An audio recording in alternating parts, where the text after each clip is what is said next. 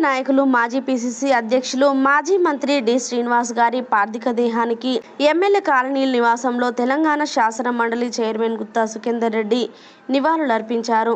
అనంతరం గుత్తా సుఖేందర్ రెడ్డి మీడియాతో మాట్లాడుతూ డి శ్రీనివాస్ లాంటి గొప్ప నాయకుడు మన మధ్యలో లేకపోవడం చాలా దురదృష్టకరమని అన్నారు. సామాన్య వ్యక్తి స్థాయి నుండి తన జీవితాన్ని ప్రారంభించి అంచెలంచెలుగా ఎదిగారని తెలిపారు. ప్రజాప్రతినిధిగా ఆయన ప్రజలకు ఎంతో సేవ చేశారని తెలిపారు. డిఎస్ గారి చేతుల మీదుగా బీఫామ్ తీసుకొని నల్గొండ ఎంపీగా గెలిచారని గుర్తు చేసుకున్నారు. తెలంగాణ రాష్ట్ర సాధన కోసం డి శ్రీనివాస్ ఎంతో కృషి చేశారని వివరించారు. నివాళులర్పించిన వారిలో మాజీ మంత్రి సుదర్శన్ రెడ్డి, ఎమ్మెల్సీ తీన్మార్ మల్లన్న తదితరులు కూడా పాల్గొన్నారు.